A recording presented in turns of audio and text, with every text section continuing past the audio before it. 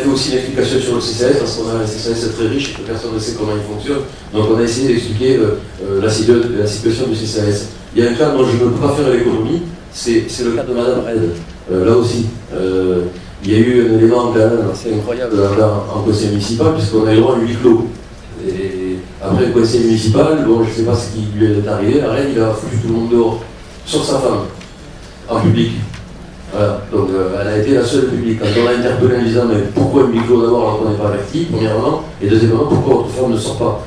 Parce qu'apparemment elle était la seule à pouvoir rester parce qu'elle avait des choses à entendre en tant que public. Voilà. Donc au sortir, alors il faut savoir quand même qu'elle est en poste permanent en mairie, et ben, je vais vous donner une anecdote, pas plus tard qu'hier. Je ne trouvais pas les clés. Je ne trouvais pas les clés de Novelty, parce qu'il se trouve que le concierge en avait laissé les clés sur le compteur, il avait oublié de me dire qu'elles étaient sur le compteur. Donc je suis allé à côté, là, il y a la salle de musculation, je suis allé demander au gars de me donner le numéro du concierge pour la clé. Il m'a donné un numéro de téléphone, vous savez qui m'a répondu au téléphone? Hélène Red. Hein? Voilà. Les concierges. Voilà, donc il y a aussi concierge de Novelty. Voilà, bon. Alors, suite à cet incident, on a voulu demander des éclaircissements. Alors, il faut savoir qu'une élue de Roger Rouille avait déjà saisi, avait demandé à un ami qui travaille en sous-préfecture quelques éléments sur la légalité de la présence de Madame Red en mairie. Puisqu'il faut savoir que ça arrive, vous prenez rendez-vous avec Jean-Red, c'est Hélène Red qui vous reçoit. Et donc, il l'a su, Red, et il l'a, mais alors, maltraité un conseiller municipal, là aussi. Et curieusement, j'ai été le seul à défendre une élue de l'autre opposition parce que son leader, apparemment, il n'était même pas au courant. Donc on a décidé de faire un courrier. Alors, on a saisi le préfet, le sous-préfet, un article de presse, en demandant la situation exacte de Madame Red dans cette mairie et la légalité. Là aussi, on a demandé le soutien d'une motion commune à l'autre opposition et ils n'ont pas voulu. Voilà, donc c'est seuls les élus de Génération Magnus qui ont saisi le préfet, le sous-préfet et qui ont écrit dans la presse. Voilà. Les arbres, moi j'en parle même pas parce que vous avez trouvé dans les bulletins, déjà on s'est indigné sur l'abattage des premiers arbres, maintenant les seconds. On a fait classer les platanes, au moins les platanes. C'est Dominique qui a été à l'initiative, dont on a envoyé un courrier au sous-préfet pour faire classer tous les platanes. Donc on sait aujourd'hui que au moins les platanes sont protégés. Voilà. Normalement, la sous-préfecture a demandé à ce que tous les arbres de la ville soient répertoriés. Donc avant de les abattre, il faudra une certification comme quoi les arbres sont réellement malades. Mais il ne s'agit que des platanes. Que des platanes.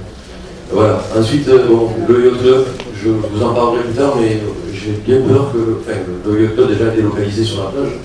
Vous avez vu dans le dernier bulletin, ça sera finalement des algécos pour le mieux, puisque bon, je sais aussi qu'ils envisagent peut-être tout bêtement de partir de Bagnous. Voilà.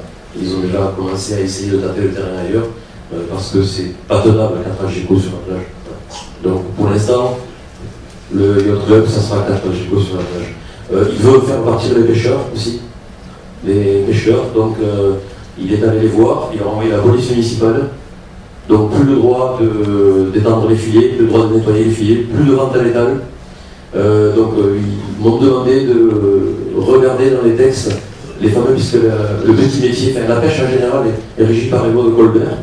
Et donc il se trouve qu'effectivement les petits métiers ont toujours cette spécificité, puisque cette loi n'a jamais été abolie, donc ils n'ont pas obligation de passer en crier, les petits métiers.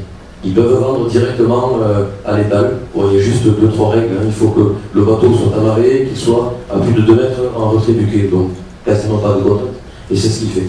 Alors le problème c'est qu'actuellement, dès qu'il déroge à l'injonction du règlement intérieur qui a été voté par le conseil portuaire, il leur envoie la police municipale et il les verbalise. Alors, les pêcheurs leur ont promis que la prochaine fois, ça sera une bataille rangée à coups de barre de fer. Voilà. Donc c'est la situation dans laquelle on est. Alors il faut savoir juste quand même, quand je parle du conseil portuaire, c'est qu'il y a 14 commissions, et que les 14 commissions, en fait, il y en a 13 qui ne sont jamais réunies. Donc ça veut dire que quand on a remodifié le règlement intérieur du port, c'est le conseil portuaire qui va voter, pas la commission portuaire où siègent les élus. Ça veut dire que ce sont des amis de Jean Red qui sont membres du conseil portuaire qui votent sans que nous, élus, puissions l'approuver. Mais ça comme le reste. Donc la seule commission qui se réunit, c'est la commission d'urbanisme, parce que là, il est obligé de la réunir, la commission d'urbanisme. Voilà, j'ai presque fini sur la pluie, je vais te passer deux mots encore, deux mots.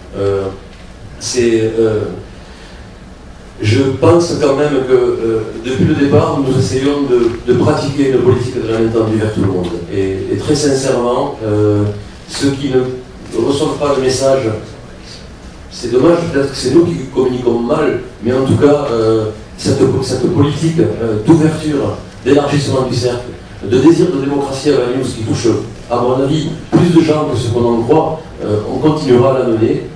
D'un chapitre quasiment Dominique continue à faire cet appel. Moi, à titre personnel, je continue à faire le même appel. C'est vraiment l'union qui fera la force. J'ai un copain qui disait toujours, finalement, si tous les hommes de la Terre se donnaient la main, ils retournent la main. Commençons par nous donner la main et essayer d'avancer ensemble. Nos idées sont claires de ce côté-là. Il y a aussi un élément qui nous a perturbés et qui continue à nous perturber. Alors, c'est pas pour toi, Michel, bien entendu, mais c'est la relation à la presse. On a d'énormes difficultés avec la presse locale, d'énormes. Nos articles ne passent pas. Quand ils passent, on a même du mal à penser que ce soit nous qui les avons écrits, tellement ils sont retravaillés, ces articles. Ouais. Il nous est arrivé très récemment, sur des articles que nous avons envoyés à la presse, que la journaliste d'abord appellerait pour savoir quel était son point de vue, ce qu'il en pensait, et on a en même temps un recharcutage de l'article qu'on lui envoie avec la réponse qui arrange déjà le maire. Donc ça, c'est une véritable difficulté supplémentaire. Bon, je ne parle pas de la confiscation de la démocratie, puisque les commissions en soi, et les traitements de faveur que j'ai grâce à M. Red.